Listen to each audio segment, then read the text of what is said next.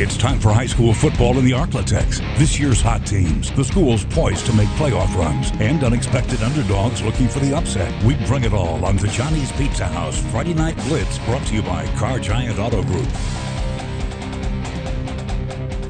Folks, we have made it to week 2 of the playoffs, and this is no time, to hold back, right? We got to get through. We got to push through, Wesley. It's quarterfinal berths on the line. It's round 3 in Texas on the line. I mean, there's so much at stake this week, Wesley. There's so much at stake. I want you to keep going. You were getting me fired up there. I'm like, yeah, coach. Well, also, what else you got for me? What do I have tonight, Wesley? First of all, what I was trying to say was going to be playing on the fact we're both wearing red. Yep. Both the shirts are untucked because, the sleeves are getting rolled up. So this is about as casual as it gets. It's polos untucked. Yep. And that's how you know the games are serious tonight. Close games, upsets, everything. We got it all for you over the next hour here on the Friday Night Blitz. And we begin with our game of the week. Sure, it wasn't an actual game of the week. But we'll have our actual game of the week later in the show. We sure will, but this will live up to the game of the week expectation. Denham Springs in Benton. Benton returning the punt here. Pierce Russell fields it on the hop. He's going to get some blockers. He's going down the sideline. He sets the Tigers up in the red zone. And from there, Gray Walters. At the top of most of the state passing categories, he's running here in for 6 to make it 7-0. With the purple helmet, though. Indeed. How do we feel about that? I like it. Yellow Jackets looking for an answer. Cameron Kelly loses the football. Benton recovers. Really, no one knew this ball was loose except the Tiger who recovered it. So that gives the ball back to their offense. Walters, Russell, got it. Making a man miss. Down the sideline he goes. I think he's down about the 3. This referee says, nope, touchdown. 14-0. All right, now this is where it looks like it was all Benton today. It was a whomping, right? Well, not exactly. Denham Springs fights back to make it 28-26. Benton just needs to kneel the football. What? Yeah. They just need to kneel the football, Wesley. Well, with 1 second left, Benton at their own 13-yard line. If you need to come back to us on camera, you can, because we need to explain this. At their own 13-yard line, 1 second left, they kneel the ball on 4th down. Only 0.4 seconds run off, which leaves 0.6 seconds for Denham Springs to go out and kick a 30-yard field goal at the buzzer to win 29-28 and end Benton's season. If I told the people on Fox, if anyone has ever heard of that actually happening in a real football game, we've all thought about it, right? I mean, it was a real football game. But I don't think it's ever happened in a real football game. We've all thought about it happening when our team's losing. We're like, we could get the ball back. I don't think it's ever happened in a real football game. That's about as brutal a way to lose. And look, we're going to talk about this game more. I mean, you talk about a team that had everything going for them, and now their season's suddenly over. That's the playoffs for you. But man, I mean, that's tough. We'll digest it more later. We sure will. Let's get into some more highlights. games. Let's do it. Delhi, first homer at home tonight, and Travius Bugs Bunny, maybe? Fighting his man? What's Bugs up, the Doc? Pelican. He's in for the score. I'm trying to figure something out for him. It's a cool name. It is. Delhi dropping back to pass, but Kadraveric Banks. What an interception. Homer in the all golds. Looking great. Looking great. Got the mustard look. They love mustard and grape. Great combination. Look at this catch here, John. It's unbelievable. My goodness. The Michael Greer. Look at the young man go, Homer. They weren't feeling the bye. No, they came out swinging tonight. It's all Pelicans in this game. Waltez Champ with the scoop and score here. Yep, Champ with the scoop and score. Pelicans, they roll over the Bears 52-7. I got to say, we'll talk about this too. I think that might be in the running for most impressive performance of the night, especially after the bye.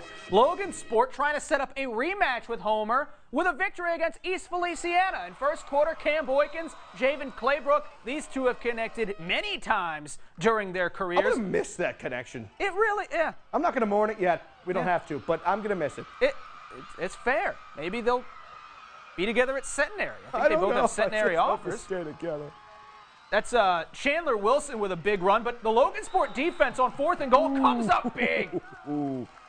So that forces the turnover on downs, and here we got Boykins looking for Stephen Holloway. He's got it. Touchdown Logansport to go up 14-0 after the 2-point try, and the Tigers keep rolling. Claybrook got a touchdown through the air. He adds one on the ground with some tough running. Logansport.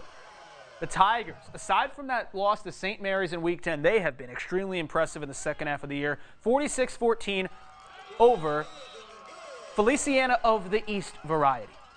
Big win for Logansport. It's East St. John taking on Haughton. That's the Haughton Buccaneer. Does he have a name? Third quarter, I don't know. East St. John's running back George Martin rumbling for a first down. Haughton, of course, hosting this week because of the upset of Airline last week. Do they have another upset in them? That's a good play for That's a good play for that. Andrew Marcray, what a pick. East St. John, though, back on offense. Bucks couldn't do anything with it. Mitchell connects to Coyle Gray. Look at this catch. Gray. Look at this throw. It's crazy. You said it earlier, right in the bread basket. That might have been in a literal bread basket. I think I saw him holding one. East St. John just slinging it all over the yard. My goodness, Coach Brotherton said that's what he expected. These guys like to throw it. And Haughton, they battle in this one, but they fall tonight. Buccaneers season comes to an end, 35-21. North DeSoto off the bye, taking on Cecilia. They're up 20-7. It's 4th and goal. Luke Delafield on the keeper. Oh, no. Fumble on the play. Brett Gordon forces it. Colton Falk. What is it about Falks in the number 28, huh, Wesley? Nice running there. It's a fair question. Bulldogs on offense. It's 4th down. No, it's not. It's a fumble. Jordan Milton comes up with it. North DeSoto's fired up. And the Griffins answer from there. Delafield fires a strike to his receiver here. Hauls it in. Cuts it up. He stays in bounds. The balance was very impressive. It really was. And then a few plays later, Cole Corey hauling it in, gets the feet down in the back of the end zone, and look at the awareness, Wesley. I was waiting for it. There it is. There it is. I knew it was coming. Kept you guessing. North DeSoto, they run away with it in the second half. The Griffins are off to the quarterfinals for the first time in a while.